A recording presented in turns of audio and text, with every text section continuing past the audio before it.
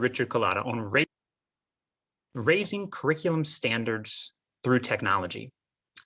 Today's topic is extremely important as it aligns with the 2021 UAE national agenda that emphasizes the development of a first-rate education system and the transformation to becoming a knowledge-based economy.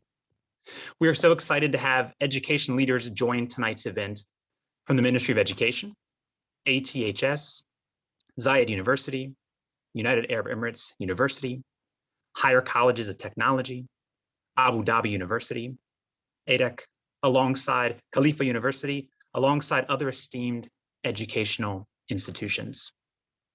Also, a very special thank you to Mr. Richard Culatta, Chief Executive Officer for the International Society for Technology and Education, who will discuss the significance of building an educational model that connects learning to students' needs and will share best practices to integrate technology into the curriculum to ensure personalized, effective, and engaged learning.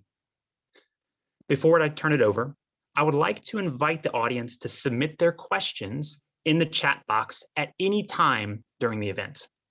I will be monitoring those questions and will put them to the speaker during the discussion. I would also like to remind you to mute your microphones to avoid any disruptions during the event. Now, over to you, Richard. Thank you. Good evening, afternoon, everyone. It's great to be with you virtually. I wish I could be with y'all in person, but thanks to technology, we're able to connect this way. It's a real honor to speak here. I'm very grateful for the U.S. Department of State mission for pulling this together.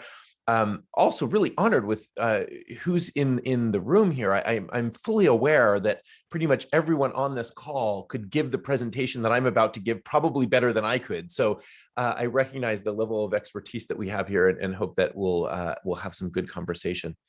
My hope today, I'm going to tell you a little bit about, just very briefly about who I am and what I do at ISTE, but then we'll talk about some opportunities to use technology differently thanks to this new world that we're in. But I'll try to keep my remarks to no more than about 20, 30 minutes, because I'd love to have some time for dialogue, for some interaction between us. So that's the plan. I'm going to share, I don't really use slides much. I don't like using lots of text, but I do have some pictures and some images of things that I want to show you that will be better if you can see it than if I try to explain it. So I'll try to do that. I also want to reiterate, if you have comments or questions, please put them in the chat. One of the advantages of this format is you don't have to wait until the end when we have Q&A and then you forgot what you wanted to ask. So if you have questions, if you have thoughts, if you have comments, if you have disagreements, please put them in the chat. I want to hear those. It'll help make the conversation more meaningful.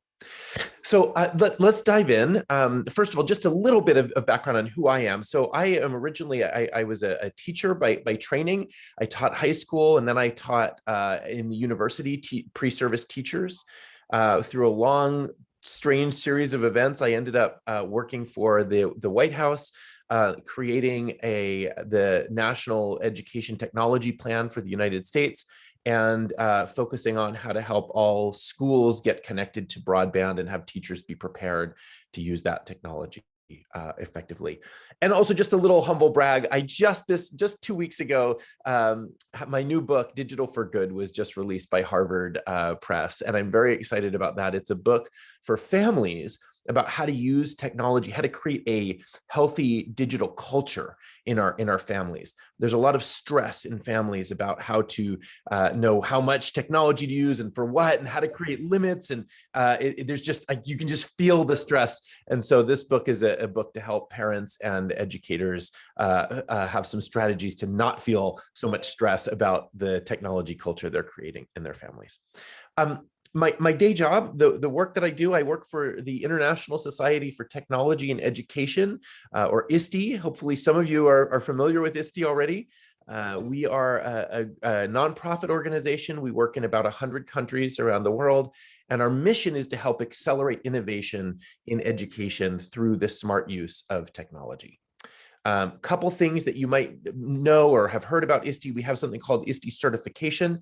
It's a program to help educators and education leaders get a deep understanding of how to use technology to transform learning. And it's recognized around the world. We also do some pretty cool events. So we invite you to our next face-to-face event I'm excited about. We'll go back to face-to-face next June. That's going to be in New Orleans in the United States, but we do a variety of virtual events as well. The last thing I want to mention about ISTE before moving on is we have something called the ISTE standards. The ISTE standards are a set of guidelines of sort of signposts, if you will.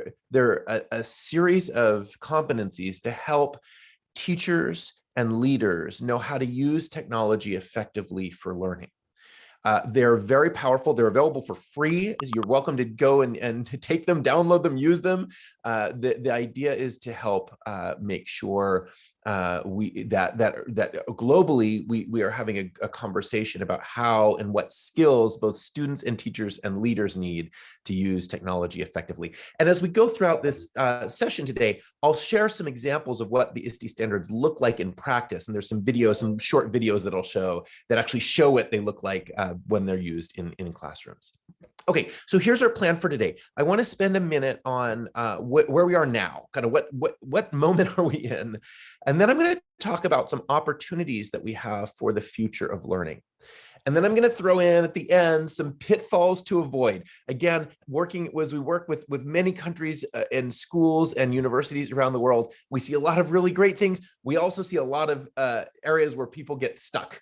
And so what I want to do is point out where those are so that can help you try to avoid them, which is, of course, our goal. So, and then we'll do some Q&A. But again, don't wait till the Q&A. If you have comments or things for the chat, please go ahead and throw them in right now, and we'll use those as we go along. Okay, so let's dive right in. So where are we now? This is the kind of what moment are we in? This has been such a crazy last 18 months or so that I think it's worth just pausing for a second and seeing where we are. We have been through a very disruptive time in education, look, in life, right? But particularly in education. And it's worth, recognizing that out of this, the very disruptive moment, there are also some interesting silver linings. So I've spent much of my career looking at how innovation happens. And one of the things that I can tell you consistently is that after moments of disruption, we always see a bloom in innovation. We see an acceleration of innovation after times of disruptions. And you can see that from, events, local, regional events, national events, global events like a pandemic. There are moments that again, we just see sort of an acceleration of innovation afterwards. And so this moment that we're in, this COVID moment that we're coming out of, I hope, is an example of a time where we can also expect to see some pretty amazing innovations on the backside of it. There are some things that we're already starting to see. So what I call silver linings, right? These sort of moments of good that come out of innovation. So one of them is we have more access to technology in our schools than we've ever had before. And the connectivity, technology, and in our homes, right? So COVID has accelerated the ability to get the basic infrastructure that we need in schools at a dramatic pace. In addition to just having additional infrastructure, we've also seen that a huge bloom in educational technology, tools and apps to help support digital learning and digital curiosity. And so that's, both things are really great side effects, benefits of this global pandemic. But the one that I'm most excited about actually has very little to do with technology at all.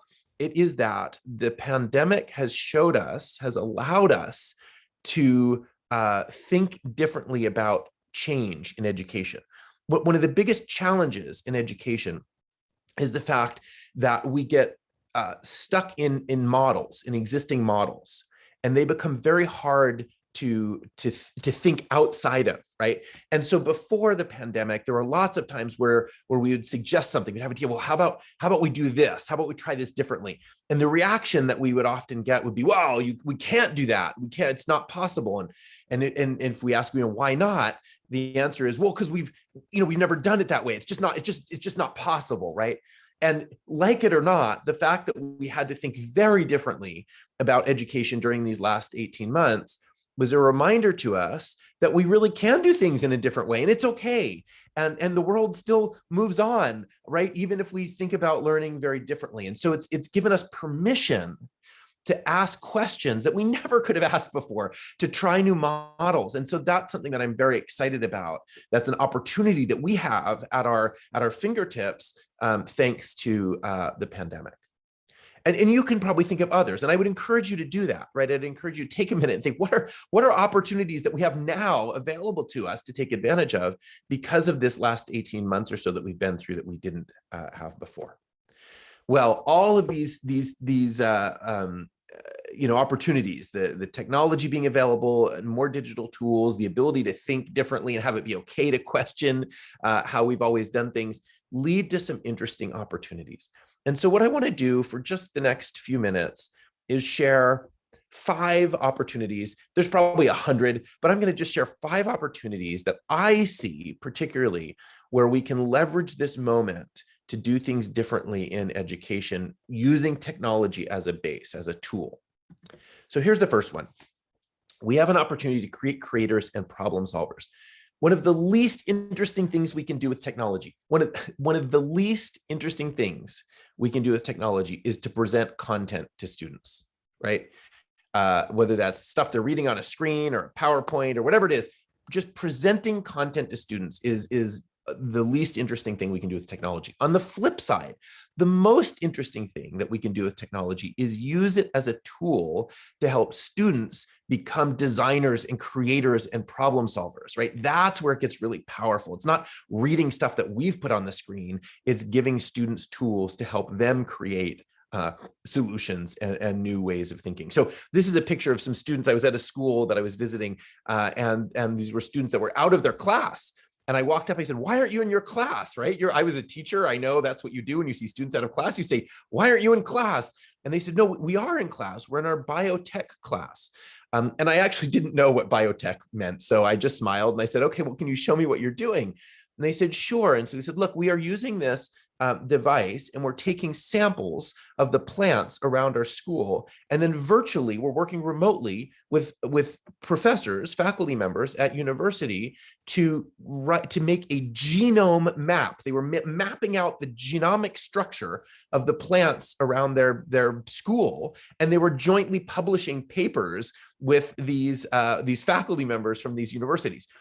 How amazing. Instead of sitting in a class and reading bullet points on a screen about how the genomes of plants work, these kids are actually doing the creation. And so that ability that technology has to change students from soaker uppers of information to the creators and the designers themselves is really powerful. I wanted to show a very quick, I mentioned I'd show a couple little videos. This is a video. One of the ISTE standards is specifically this, helping use technology for students to create and design. And I want to show you just a little 40-second video of what this looks like in a classroom.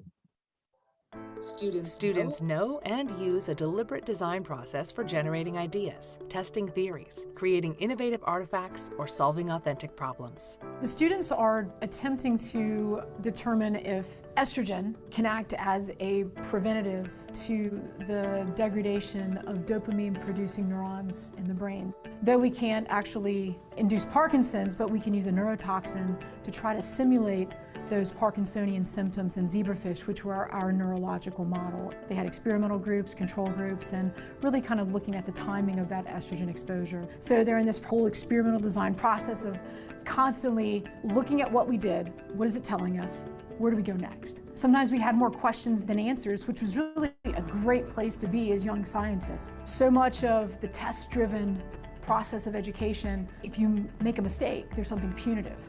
Well, for here, every time we do something that didn't give us maybe the results we were looking for, it's data. And data isn't right or wrong. Data gives you another question to ask. The first thing you try may not work. So what do? We go back to the drawing board, rewrite the protocol, retest, and then you try again. So I love this idea, again, of how can we use technology to just empower students as creators. I sometimes hear teachers say, we gotta make up some problems for the students to solve. And I think there are so many real problems in the world. We do not need to be making up problems to solve. We need students, even young students, actually helping solve real life problems. And I'll show at the end a group of some very young students that are doing this. Okay, second opportunity that I think we have is to leverage the new tools to personalize learning for individual students. One major problem that we have in education is that we take groups of students, we put them together, and then we teach them as if they all need the same thing. But of course, they don't all need the same thing, just as if you would go into a doctor's office, right? Could you imagine if instead of having one-on-one appointments with a doctor, we invited people in groups of 30, and we said, we're going to give you all the same medicine today. And they said, well, we all have different needs. I have a cold. I'm having a heart problem. I'm, have a little rash here. And so giving us all the same medicine doesn't make any sense. And the answer from the doctor might be, yeah, well, sorry, it's just how we've always done it. So, we'll give you all the medicine for heart failure today. And then tomorrow we'll give you all the medicine for skin rash, and eventually it'll all work out, right? That, of course, that's crazy. We would never do that in medicine, and yet we do it all the time in education. And so one of the things that technology allows us to do is to start to individualize and personalize learning. Let me show you just some interesting pictures of some schools that I visited that are starting to do this. This is a school where they have these screens. I tried to take a picture. I was trying to not get the student names, so sorry, it's a bit of a weird picture. But on this picture here on the left, the students walk in and they see their names and what group and activity they're going to be in that day. And so based on the screen where their name is, they go to these different groups. And you can see in this other picture on the right side, some of the students are working together at this table in a group. If you look on the left side, there is a teacher that's actually doing one-on-one kind of instruction with a small group. And then way in the back, there's a kind of more, what looks like a more traditional classroom, if you can see it, with students in desks that are listening to a bit of content before they go off. And they're all doing different activities and different skills that they're working on. This is all math in a math classroom based on what they need. And then at the end of their this class time, they get these little mini quizzes, just a couple questions, just to check and see their understanding. And that, based on their homework, goes into an algorithm that helps decide where they should be and what they should be working on the next day and with whom. So they're working with different people and on different skills based on what their needs are in the moment. That's really cool, right? They're not sitting there being bored because they already know something that the teacher's teaching.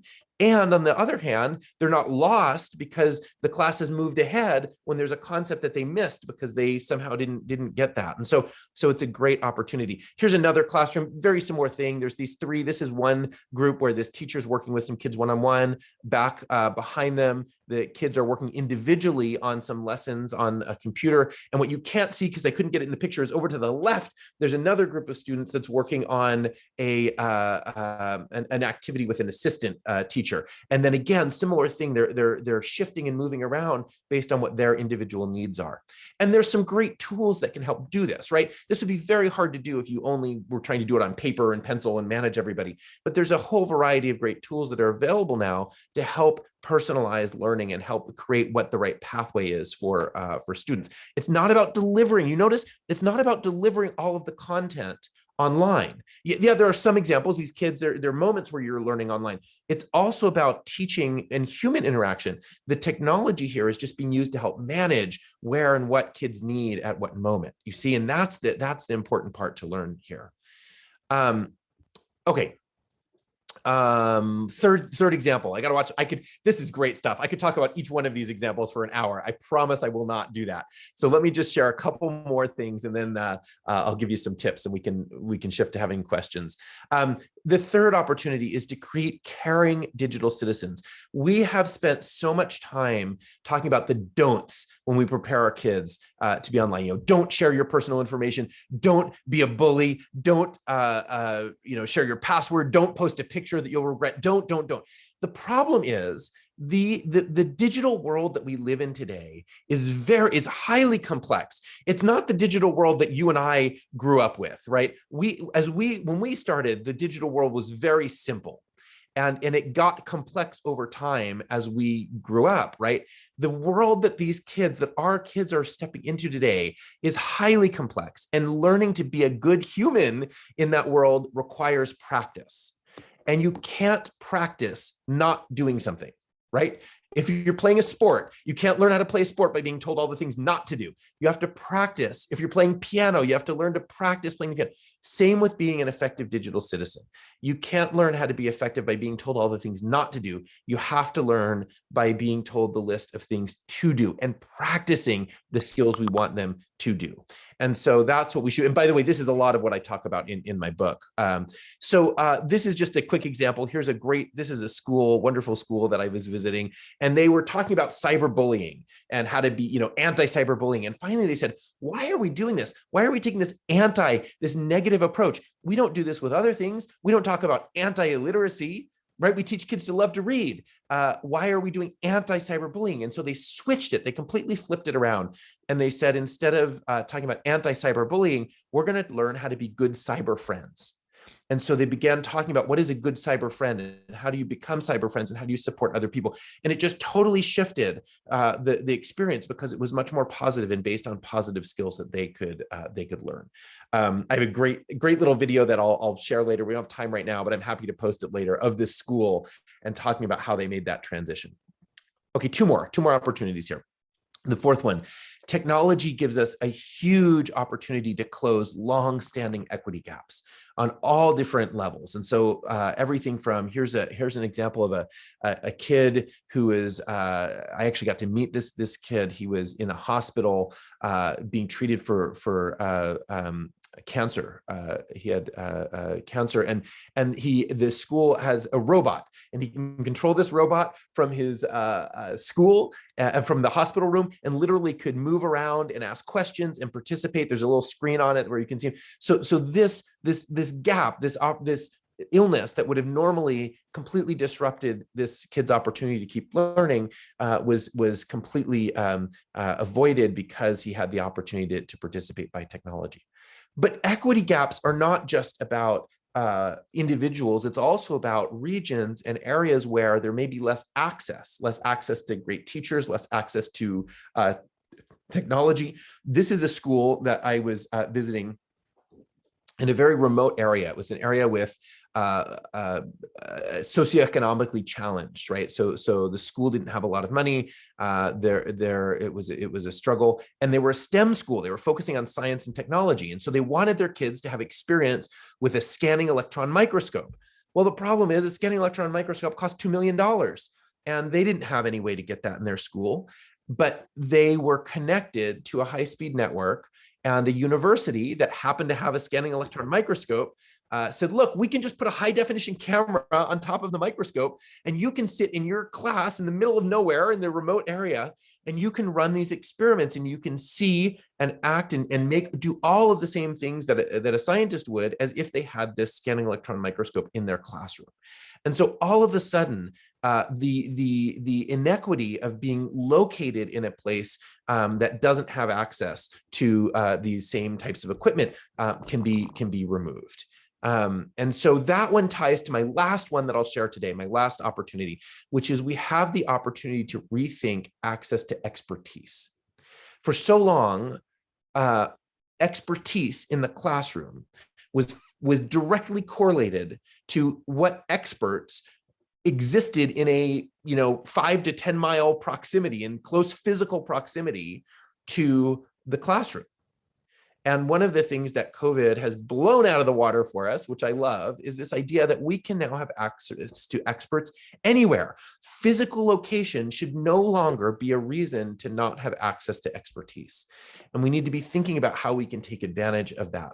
I'm going to show another video because I love this video. It's really great. It's just a quick little 45-second video.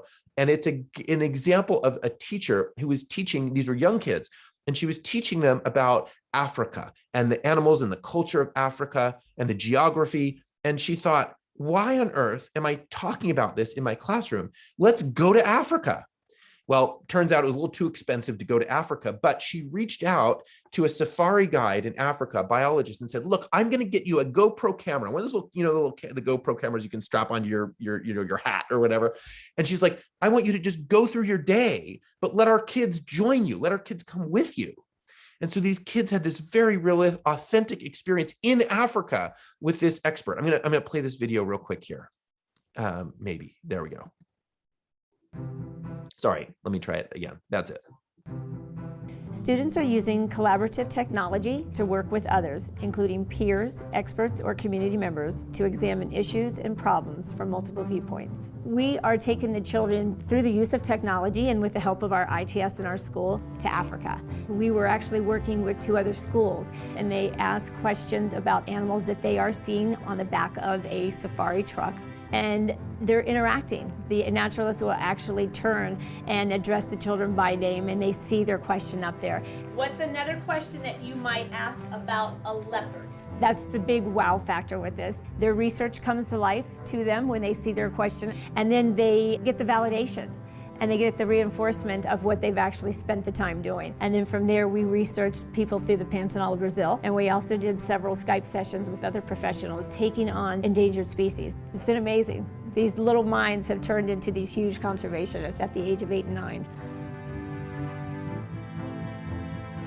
So kids are growing up in a world where they have no concept that physical location should be a limiting factor. And so we need to make sure as educators and as education leaders, we are not artificially creating that boundary that they never have experienced in the first place, right? And so it's this great moment. I could go on with many more examples, and you could too, and I hope we'll hear some, but I do want to shift as we get toward the end here to talk a little bit about some pitfalls to be careful to avoid.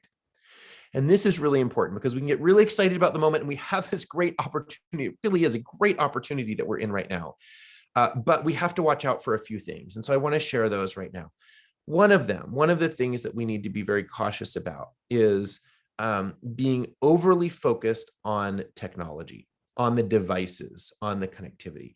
I see this painfully. I've watched this around the world where, regions, countries, schools have come together and said, we're going to make sure now we have technology in the hands of kids, in the hands of teachers. We're going to have connectivity. We're going to get this right. And there's been so much focus on the technology that there has not been enough focus on the elements that really allow all these great new innovative approaches to learning to happen. And I can tell you from all kinds of research, from piles of research, and from all of the work that we do, our organization does around the world, the number one factor, no question, that will cause technology to be used in an effective, transformational way is spending time preparing teachers in their craft, in their work. If we spend time, and we've seen this, look, I can tell you, I've watched schools where they don't have the best technology. They've gotten it to work. It's not 100%, it's not awesome. It's not the latest and greatest, but they've really focused on making sure their teachers know how to use technology in effective ways to empower students. Amazing things happen. And on the flip side, I've watched painfully many schools where they've said, we're going to make sure we have the newest technology, the latest and the greatest, and they're going to have laptops in the hands of every kid. But then they don't really spend time helping teachers. Or if they do, it's just a little like tool training. How do you use these tools, but not how to think about learning and teaching differently with technology. And it's a disaster. The learning is boring. It's digital, but it's boring.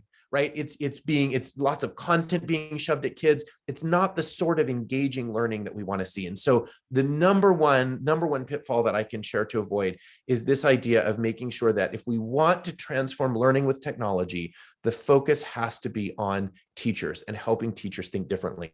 And again, that's why we at ISTE have things like the ISTE certification and the ISTE standards that you can take advantage of. You don't have to reinvent the wheel on this. Please leverage some of those ideas for how to take advantage of it. And then the other thing that I would say, the other pitfall that I would make sure we're avoiding is this idea that if we help kids learn to be safe online, that's enough to help them be successful. Being safe is not the same as being successful in a digital environment. And the best way I can describe this is to think about how we help kids. So I have a daughter who's learning to drive. That's why I have gray hair. So I'm teaching my daughter to drive. And every time we get in the car, the first thing we do is we put on the seatbelt, right?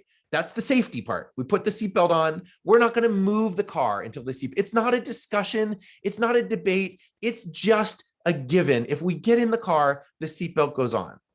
But we don't then just say, okay, that's all you need to know to be a successful driver. We don't spend 3 hours talking about the seatbelt and then say, okay, we're good. No, we talk about where are we going? How do we get there? Who do we want to go with? How do we learn the rules of the road? What do we do when something goes wrong, right? I want my daughter to be a successful driver, not just a safe one, right? If she crashes, of course I want her to be safe, but I want her to never crash in the first place because she knows how to be successful. And that's how we need to think about preparing kids for this digital world that we live in. Yes, we want them to be safe, absolutely. But we also want them to be successful. We want them to know how to balance their activities, how to be inclusive, how to be problem solvers, how to engage with their families and the world and their communities through technology. And so that's another pitfall we have to be very careful to avoid. Yes, teach safety, but also teach how to be effective, good, successful learners and people who are creative and curious. So let's do this. I do actually have a final thought that I want to share, but I think at this point, let's pause for a second. And I'd love to hear what questions or comments that you have. Miguel, if you've been watching if there's questions that have come in, let me know. But also if you have other questions or comments at this point, please jump in. I'd love to have a little bit of a dialogue here. And then at the end, I'll just wrap up with a final thought. Well, Richard, I'll jump in. We do have a couple of questions in the chat, and I do want to invite the rest of the audience. If you have questions, please go ahead and put them in the chat and we will get to those. I'll start off. First question is a comment going back towards the beginning of the session here. It says, hello, Richard. Technology is good. Sounds like we are set to go on for online learning forever. Is that what you mean? I think that goes back to some of your first points. That's a great question, actually. Thanks for asking. So I'm going to think about how I want to answer this. What I think we have learned is that there are some things that technology does very well. We've learned that, and I think we've seen that. We've talked about a bunch of them here today. I hope I've given you some examples. There are also some things that how many of you have participated in a really terrible online learning experience, right? Right. There are moments where technology should not be used, where we want engaging interaction, and we should leverage these moments when we're together and we can be together. Let me say it this way. I think what COVID has taught me, is that the moments when we can get together in person are really valuable. And we should not waste them by doing interactive, activities that are not worthy of that opportunity. And so where I'm going with this is what we need to do moving forward is use face-to-face moments for the things that it is best to do in face-to-face moments, and use technology to be able to do the things that it's best at doing. Some people would call it blended learning. That's a phrase that you might hear. I just call it learning. It's just learning today, right? That is what we do. And we need to be comfortable that we are always going to be in a moment where we're going to be using technology in our classrooms. We're going to be using technology in our homes. We're also going to be using face-to-face experience where the technology is just helping to support an activity that we're doing. And then we'll have moments where we have no technology because we're helping to engage with each other. So that blend is what we will have from now moving forward if we do it right. Excellent. No, thank you. Follow-up question. I believe this was going back to some of the technology you'd mentioned around point number 4. The comment in the question is very interesting, these innovative ideas, but how to implement them in our rigid curriculum? So how do you implement these innovative ideas into rigid curriculum? Sorry, I hit mute for a second. Yeah, so it's a great question. One thing to realize is I think sometimes we get stuck thinking about having to either make an entire massive shift or nothing at all, right? And the fact of the matter is there's lots of things that we can do. Yes, we might want to be able to completely reset and redesign the entire curriculum. Okay, maybe that's off the table right now.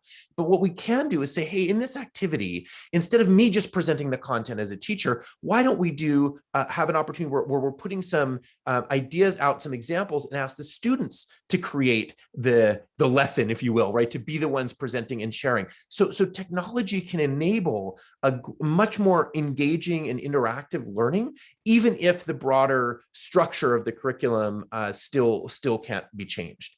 And I'll share one thing. I'm looking at some of the, and I know several people that are here on the line. I'm looking at who you are and who we have here today. This is how we change. This is how curriculum gets changed, right? It gets changed by leaders like you in the room that say, look, within the constraints of the current system, we're going to start to do some things a little bit differently. We're going to show how technology can enable new things. And that will actually lead to future changes in the official formal structure. I've seen it over and over again. And so these little moments that we can leverage to use technology in ways that empower students in the existing framework can lead to very powerful changes in the frameworks down the road. Thank you. And I know we had a hand up, Dr. Jamel. Do you have a question you'd like to? I think you're on mute. Sorry. Sorry. Yeah, actually, it was me who made that first comment about, I mean, your book. It was addressing the title of your book that you presented at the beginning. What I meant is you're talking in a context where the teachers and the educators have some kind of flexibility and freedom to try to include some of this innovative activities in their learning or in their teaching education. I'm talking in another context. Today's environment is governed by laws, especially when we talk about COVID-19 and everything. The access to the workplace, the access to countries, the access to anything. So what I mean is that exactly, are we set forever to go in on online learning like this, or you think that we will get rid of this and go back to face-to-face where the freedom is illimited? That's what I mean. Yeah, no, thank you for clarifying. That's a great point. And so unfortunately, some of the ways that, and this is globally, right? This is all around the world, in the rush to create what I call emergency remote learning, which is a little different than effective online learning, right? We've been in a rush to create emergency remote learning. It was in some ways, rushed to create, to throw together. It was somewhat limited in terms of the flexibility around it. And so it pushed us into a mode that may not be the optimal use of technology. And look, that's okay. It's what we did. We were in an emergency. It's how we move forward. What we have to do now is say, look, as we shift back to a more traditional learning experience, we have to go back and still be thinking about now, how are we using technology in ways that are more flexible and learn from the things that worked well during COVID, but also be able to take advantage of the additional flexibility that will come when we come back to the class, which hopefully we will see. And that mix, that blend, that gets really exciting to me. No, thank you. Again, I want to invite anyone who has any questions, please put them in the chat. You could also raise your hand. I did want to add one question or ask one question, Richard. You talked a little bit about personalized learning. What are the elements of a successful personalized learning? And what does that look like? And can you give us some examples from your experience? I would be happy to. I love to talk about personalized learning. So several things that help make that happen. The first is it is important, and this may sound surprising that I'm going to say this, because look, all the way through, I'm talking about engaging with students and making learning engaging and empowering. And so most people are surprised when I say one of the first things that you have to get right for personalized learning is assessment. And you have to get testing right. Now, before we go too much farther, it's most of the testing that we're familiar with is very I'm trying to think of a polite way to say it. It's not very effective testing, right? Long lists of papers with multiple choice or true false answers, or places where you have to write in and fill in the blank. That's not very effective testing. But we do need to have good assessment, because if you don't have good assessment, then it's hard to personalize, because you don't know where the skills gaps are. And so lots of formative assessment. These are not assessments that are locking in or changing the student's grade for the future. It's not, not making them pass or fail. These are just little sort of mini assessments, mini quizzes that help know where kids are. And they may be just sort of short little checks along the way. And based on that, based on being able to do lots of kind of quick checks, knowledge checks, it then becomes easier to recognize where and how students need to be to have help in a particular area. And then with that in mind, it becomes easier for teachers to break students up into groups.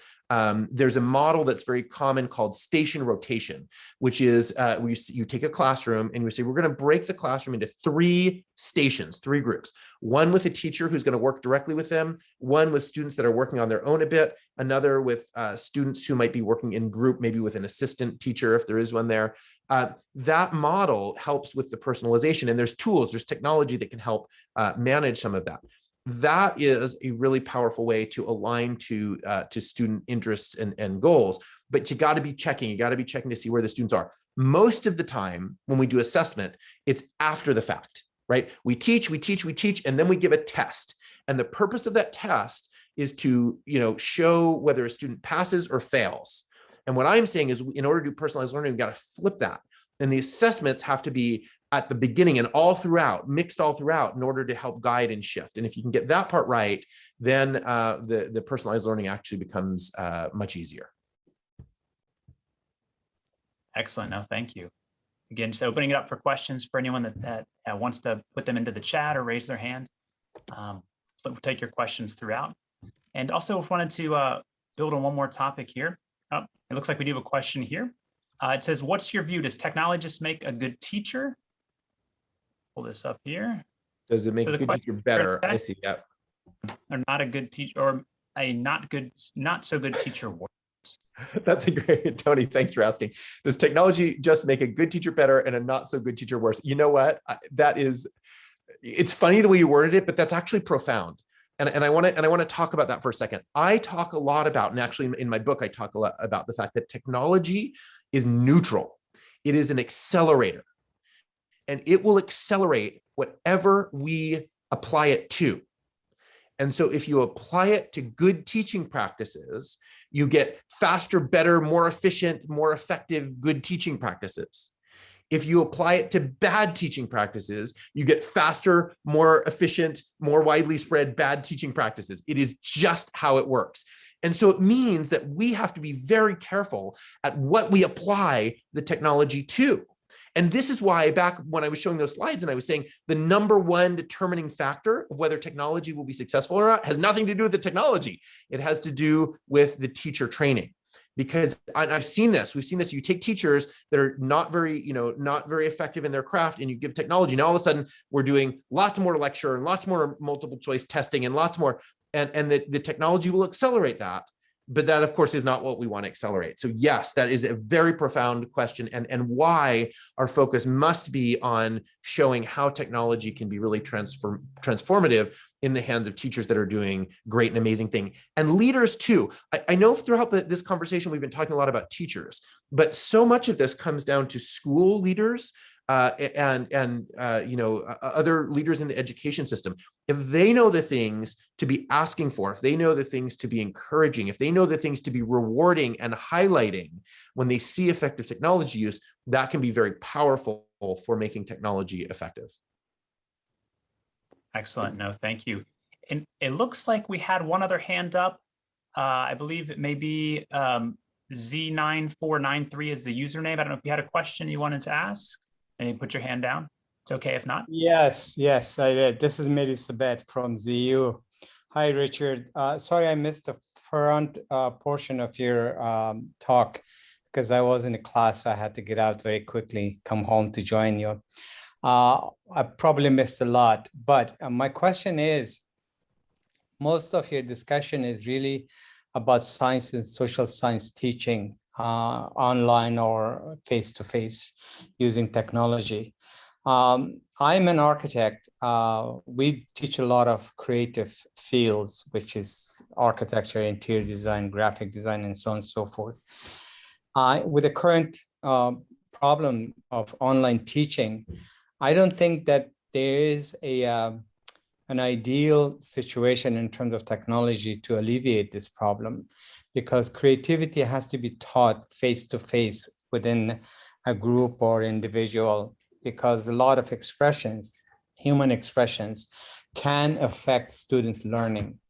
What is your take on this? Because a lot of this online teaching issues that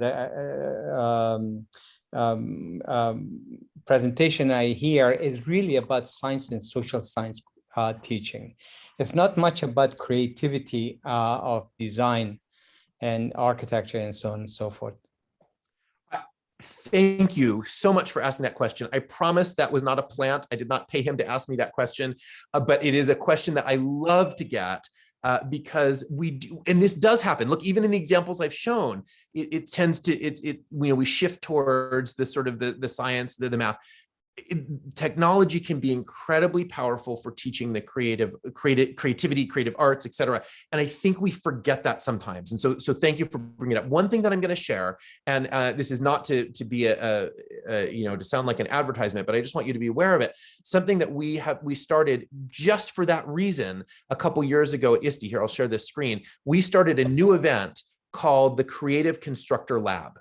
And it's virtual, it's online. So we actually do it online. And the whole purpose of this event, Creative Constructor Lab, is to show how to teach creativity in digital virtual spaces. And it's amazing. There are so many powerful ways to do this, and ways to use technology to do prototyping and to do collaboration and to simulate and model things. The media that you can use is much easier because you can build and design and create stuff that would be dangerous or impossible to play with in physical spaces. And so yes, I will tell you, it means that we have to rethink differently. The same activities that we used to do to teach creativity in a physical world have to be adapted and adjusted. But absolutely, we can be thinking about doing this. My wife is a music teacher. I actually used to teach graphic design. And so there are some really powerful ways to be able to leverage these tools and apps. And I would encourage you, if you can, think about coming and joining the Creative Constructor Lab. But 100%, the creative tools that are at our fingertips apply just as much in the creative arts. Is it possible for you to put that information in the? Oh, sure. Sorry, I should have done that. I will copy and paste that in right now. Thanks. Yeah. Here, yeah. Great, thank you, Richard. We have another question here in the chat. The question is, how to humanize technologies? The poster says, Hessa says, I love using apps and tech in class, but with online learning, we are lacking empathy in the class environment. Yes. Oh my gosh. Thank you. So we have to, these are specific skills that we need to teach. And one of the things that I will tell you that we have, that I've observed, is that in the physical world, right, in the face-to-face world that we're in, we teach these skills, right? You all teach how to, people should be effective learners and develop empathy, especially young classrooms, right? Kindergarten, early teachers are great at doing this, right? But we assume, I think we've assumed that if we teach that in the face-to-face environment, that those skills will just transfer to a virtual world. Right? If we teach kids to be kind, effective, engaging, right, that it'll just magically happen. It doesn't. And the reason that it doesn't is because our ability to learn is tied to the context and where we learn. That's a really important thing to know. And so, so if you learn something, and this is why when you learn a skill in school, a math skill or something in school, and then you go out into a real world environment and you're trying to use it, it's very hard to do because transferring knowledge from one context to another is very difficult. And so what it means is that we have to actually teach these skills in a virtual environment. We need to demonstrate things like empathy and engagement. Here's some things to do. One activity that's very interesting is to actually practice reacting and responding to somebody who has a differing viewpoint from you in a virtual space. Right? We do this in the classroom. We have little debates and things that we do. We can practice doing that in a virtual space. We can also practice using digital tools to be engaged and improve challenges in our communities. So how can we use technology to make our communities better, right? That's another example of showing those, what we would, I think, call soft skills. I don't like that term because these are actually the most important skills, I think, but we can do it. Let me show one quick thing. So in my book, Digital for Good, there I present 5, oops, sorry, it got cut off a little here. Let me adjust this. I present 5 skill sets that we need to teach kids. We need to teach them to be in a digital world. We need them to be balanced, informed, engaged, inclusive, and alert. And so being inclusive means not just being safe online, but creating safe spaces for others. Being engaged means being actively involved with your community and making the world around you a better place. And being informed doesn't mean just using technology to do your homework. It means using technology to fuel creativity and help kids be much more creative. Again, I wish I had time to talk about each one of those, but but you know, grab a copy of the book if you want to learn more about those ideas. But those are the 5 skills that I think are really important to be demonstrating and talking about in the virtual world. Excellent. No, thank you. We have another question in the chat from Jeremy Williams. Any thoughts of online asynchronous discussion, specifically regarding humanizing the technology? Oh, absolutely. That's a great way. That's a great way to go about teaching these skills, right? Online asynchronous discussion can be really powerful. And so some of that is actually teaching how to respond. We've gotten really bad for all the good things the digital world has done. We've gotten really bad at understanding how to deal with differing viewpoints in virtual spaces, because so much of the examples that we see of it are terrible. Somebody's just, posts an idea, and if somebody doesn't like it, they just attack it. Or even worse, because of the way the digital algorithms are created, we're not even exposed to different ideas anymore, right? When you go into social media and we go into websites, they're algorithmically designed to have the media that we see be reflecting things that we already agree with, right? Because that's how site creators, that's how digital platforms keep us there longer. We don't want to be in a place where we see things that disagree with us. That makes us feel uncomfortable. And so they show us news, they show us posts that reinforce our current beliefs. And so what that means is we start to feel artificially right all the time. We start to get used to feeling like everything that we believe, everybody else believes, because that's the media that these platforms are showing us.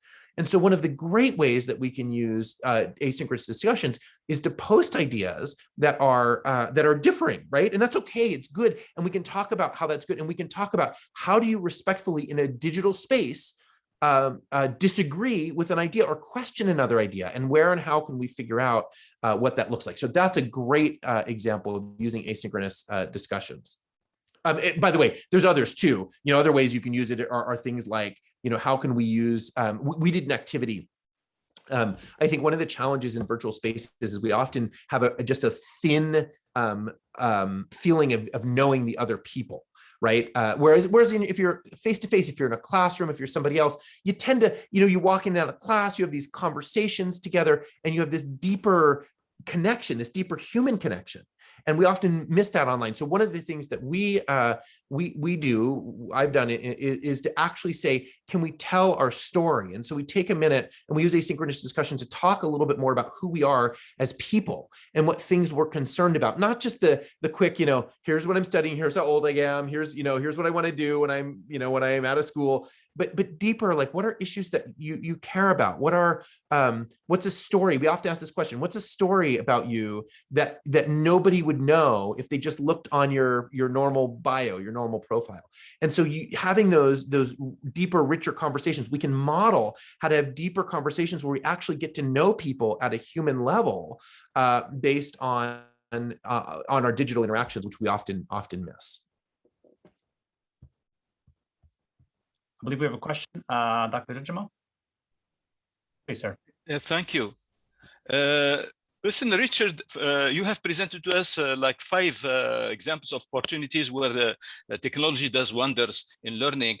I want to ask you a question from your experience, because all this sounds like related to particular experiences in particular settings or environments. Now, on the official level, Like, for example, with the government authorities, how are they prepared to include this officially in at a very extensive level? I mean, all over a country or something in the States, for example. Thank you for asking. It's a great question. And it looks different all over the world, right? Again, we work in many countries around the world, and it's very different. In some countries, in the UK, for example, they've just started something called demonstrator schools a little while ago. And so what the government did is they said, look, we're going to have a fund, a sort of a special fund, and we're going to pick a handful of schools, and we're going to use those as kind of pilots, as pilot programs to really look at how you can do technology very differently. And there's some funding that's available. There's some policy. They don't let them out of all of the requirements, but there's some flexibility that's given to do some of these demonstrations. And then from there is learning to say, how can we apply that back to other schools? So that's one model. Another model is to say you can actually write into policy, into guidance from a Ministry of Education. Here are the types of skills that we would like to see. So we were talking about these skills like teaching inclusivity or teaching creativity in virtual spaces. Those can actually be guidelines that are given in a very formal way. Another way that I've seen, and this is what we've used in the US a lot, because in the US, and many of you are aware of the US education system, there is very little central control, right? In most other countries around the world, there's more central control, and you can say, here's a program we want to initiate, right? In the US, we have very little of that. And so in the US, one of the things that we do very powerfully is we use awards to highlight teachers and schools that are doing a great job. So since we can't say, by policy, you will do this, we look at teachers and schools that are doing great things and we say, let's give you an award and let's make sure there's news coverage and we do a video of it. And so then other people go, oh, wow, look at what they're doing over there. We call it the leaderboard effect, right? So by highlighting and rewarding certain practices, other people get excited about doing it. So those are all ways. And one more, sorry, that I have to say. It's also very powerful when ministries of education or at a national level, there is involvement in teacher preparation in universities that are preparing future teachers. That is and so they say, here's what we want you to talk about as you're preparing your future teachers, because then they know if they do that well, when they get out into the classroom, they're going to be bringing those ideas with them. So those are ways that at a national level, policy can be leveraged in order to help bring some of this change about. Fantastic. Thank you, Richard. I believe we have time just for one more question. In the question here in the chat from Wafa, it says, is there any way to keep the remote or online students focused, even though we use a lot of different kinds of activities just to make them attracted to the learning process? Yeah, look, that's the question. I mean, that question is the same question we ask all the time in learning, right, in classroom as well. But I'd like to suggest we tweak the word a little bit. And I know that it might sound like I'm splitting hairs, but I think, focused makes it sound like it's our agenda that we want them to focus on. So here's the thing that I'm presenting, and I want you to focus on this thing. The word that I'd like to consider using instead is engaged. So how do we keep the students engaged? And that has a little bit of a different connotation because it says, how do we make sure they feel like they are bought in?